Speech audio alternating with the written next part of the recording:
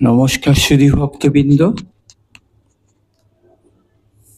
আপনারা সকলে আশা করি ভালো আছেন। আপনাদের সামনে আজকে নতুন একটা কাহিনী নিয়ে উপস্থিত হচ্ছি। সেটা হলো হনুমানজি কেন পঞ্চমুখী রূপ ধারণ করেছিলেন। পঞ্চমুখী বলতে কি কি এবং কে কে, কার কার নাম বোঝাচ্ছে, সেই সম্বন্ধে আমি বিস্তারিত আপনাদের সামনে ঘটনা তুলে ধরবো। আপনারা মনোযোগ সহকারে প্রথম থেকে শেষ পর্যন্ত শুনবেন। সেটা হলো কি, হনুমানজি কেন পঞ্চমুখী রূপ ধারণ করেছিলেন, মানে 5টা মুখ ছিল। কার কার সেটাও আমি বলে দেব, মনোযোগ সহকারে শুনবেন। আর ভালো লাগলে আপনারা সাবস্ক্রাইব করবেন এবং প্রচুর লাইক শেয়ার করবেন, যাতে আমি এই ভিডিও পরপর দিতে পারি। আচ্ছা, তাহলে শুরু করি। অখণ্ড ব্রহ্মচারী, কোটি সূর্য তেজ সমৃদ্ধ মহাবলী হনুমানের মহিমা অপরিসীম। তিনি হলেন একজন প্রাচীন হিন্দু দেবতা ও মর্যাদা পুরুষোত্তম রামের ঐশ্বরিক বানর সঙ্গী, যিনি পবনপুত্র কিংবা অঞ্জনী পুত্র এবং দেবাদিদেব মহাদেবের অবতার হিসেবে পরিচিত। পৌরাণিক কাহিনী মতে হনুমান হলেন অষ্ট চিরঞ্জীবীর একজন, অর্থাৎ হনুমান অমর, তার মৃত্যু নেই। শাস্ত্র অনুসারে মঙ্গলবার শ্রী হনুমানের উদ্দেশ্যে নিবেদিত। ওই দিনে বজরংবলীর বিশেষ পুজো করা হয়। মনে করা হয় তিনি তার ভক্তদের সকল বিপদ থেকে রক্ষা করেন, আর তিনি সংকট মোচন নামেও পরিচিত। তবে আমরা অনেকেই হনুমানজির 5 মুখওয়ালা মূর্তি দেখতে পাই। জানেন কি তিনি কেন এই পঞ্চমুখী রূপ ধারণ করেছিলেন? রামায়ণের লঙ্কাকাণ্ডে বর্ণনা অনুসারে রাবণ তার মৃত্যু নিশ্চিত বুঝতে পেরে মহিরাবণ এবং অহিরাবণের সাহায্য চান। তারা দুজনেই ছিলেন পাতালপুরীর শাসক। অহিরাবণ ছিলেন রাবণের ভাই এবং পাতাল রাজ্যের অধিপতি। অন্যদিকে মহিরাবণ ছিলেন রাবণের পুত্র, যিনি পাতাল রাজ্যের রাজা ছিলেন। এরপর মহিরাবণ বিভীষণের রূপ ধারণ করে রাম লক্ষ্মণের শিবিরে আসেন এবং দুজনকে অপহরণ করে নিয়ে যান পাতালে। কে নিলেন? মহিরাবণ। মহিরাবণ বিভীষণের রূপ ধরলেন, যেহেতু বিভীষণ তাদের বিভীষণের রূপ ধরলে তাকে সন্দেহ করবে না, এই জন্য বিভীষণের রূপ ধারণ করেছিলেন। এরপর বজরংবলী হনুমান রাম লক্ষ্মণকে খুঁজতে পাতালে যান। গিয়ে দেখেন দ্বারে যে পাহারায় আছেন মকরধ্বজ। এই মকরধ্বজের জন্ম নিয়েও আছে আর এক কাহিনী। রামায়ণ অনুযায়ী মকরধ্বজের জন্মের পিছনে হনুমানের অবদান আছে। কথিত আছে হনুমানের 1 ফোঁটা ঘাম থেকে মকরধ্বজের জন্ম হয়েছিল। তাই মকরধ্বজ হনুমানকে নিজের পিতা ভাবতেন। পাতালের প্রবেশপথে মকরধ্বজকে দেখে হনুমান নিজের পরিচয় তাকে দেন, সঙ্গে সঙ্গে তাকে প্রণাম করে পথ ছেড়ে দেন মকরধ্বজ।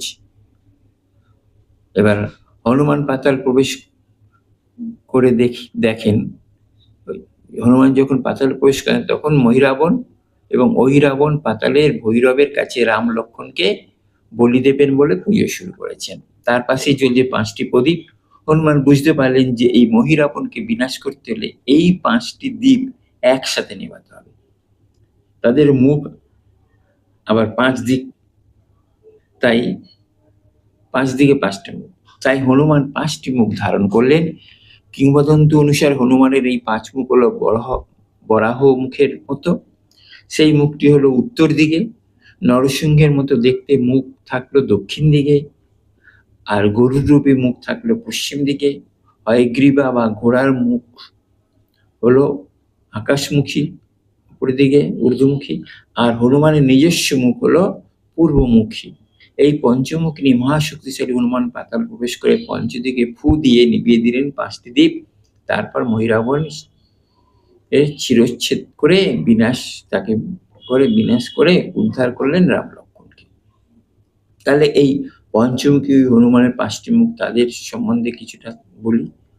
হনুমানের মুখ যেটা 1 নম্বর হলো পূর্ব দিকে, এটি হনুমানের নিজস্ব মুখ, যা শক্তি, ভক্তি এবং সাহস ও আনুগত্যের প্রকাশ। এই মুখ ভক্তদের সমস্ত ভয় দূর করে এবং তাদের সাহস ও আত্মবিশ্বাস প্রদান করে। নরসিংহ মুখ দক্ষিণ দিকে যেটা আছে, এটি ভগবান বিষ্ণুর নরসিংহ অবতারের প্রতীক। এই মুখ অধর্মের বিনাশ এবং রাক্ষসদের ধ্বংসের শক্তি প্রদান করে। এটি ভক্তদের সামনে বিপদ ও বাধা থেকে রক্ষা করে। এরপরে 3 নম্বর গরুর মুখ পশ্চিম দিকে ছিল। এটি ভগবান বিষ্ণুর বাহন গরুর মুখ। এই মুখ অমঙ্গল ও বিষধর সাপের প্রভাব থেকে রক্ষা করে, জীবনের সমস্ত বাধা ও দুর্ভাগ্য দূর করে এবং গতি ও মুক্তির শক্তি প্রদান করে। এরপর হলো বরাহ মুখ 4 নম্বর। এটি উত্তর দিকে। এটি বিষ্ণুর বরাহ অবতারের প্রতীক, যার ধারণ ক্ষমতা, স্থিরতা, ধৈর্যের প্রতীক। এই মুখ পৃথিবীর ভার ধারণ করার শক্তি প্রদান করে এবং ভূমিকম্প বা অন্যান্য প্রাকৃতিক দুর্যোগ থেকে রক্ষা করে। হয়গ্রীব 5 নম্বর ঊর্ধ্বমুখী, ঊর্ধ্ব দিকে আছে। এটি ভগবান বিষ্ণুর হয়গ্রীব অবতারের প্রতীক, যা জ্ঞানের প্রতীক। এই মুখ বিদ্যা, জ্ঞান ও সূক্ষ্ম বুদ্ধি বৃদ্ধি করে, যা মানুষের জীবনে আলোর দিশা দেখায়।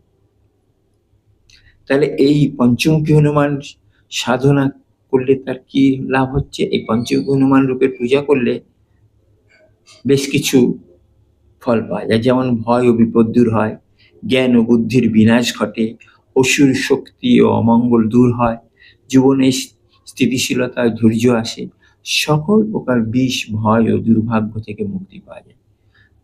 তাই পঞ্চমুখী হনুমান শুধুমাত্র একটি পৌরাণিক রূপ নয়, এটি একাধিক শক্তি ও গুণের সংমিশ্রণ। এই রূপ ধারণ করে তিনি শুধুমাত্র শ্রী রামকে রক্ষা করেননি, বরং বিশ্ববাসীকে এই শিক্ষা দিয়েছিলেন, সাহস, ধৈর্য, জ্ঞান, ভক্তি ও রক্ষার শক্তির মাধ্যমে জীবনের সমস্ত বাধাকে দূর করা সম্ভব। অনেক জায়গায় পঞ্চমুখীর মন্ত্রগুলো আছে, যেমন ওং নমো ভগবতে পঞ্চবদনায়, পূর্বমুখে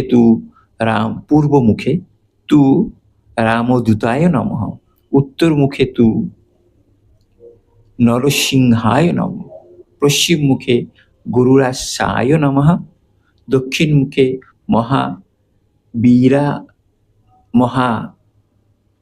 মহাবীরাগয়ে নমঃ, ঊর্ধ্বমুখে হয়গ্রীবায় নমঃ। এই পঞ্চবদনায় হনুমতে নমঃ, এই হলো 5টি মন্ত্র। সমস্ত মঙ্গল আনবে, অমঙ্গল, ভয়, বিপদ দূর করে দেয়। ফলে আপনারা অনেকে এই ব্রত, এই পুজো করতে পারেন। আমি আমার বক্তব্য জয় পঞ্চমুখী হনুমান বলে আমি আমার এখানেই সমাপ্ত করলাম। আপনাদের কমেন্ট বক্সে যদি কোনো কিছু জানার থাকে তাহলে আপনারা কমেন্টের মাধ্যমে কমেন্টটি লিখে দেবেন, এবং যারা এখনো পর্যন্ত সাবস্ক্রাইব করেননি আমাকে প্লিজ সাবস্ক্রাইব করে দেবেন। আমি এখানেই আমার বক্তব্য শেষ করলাম। নমস্কার।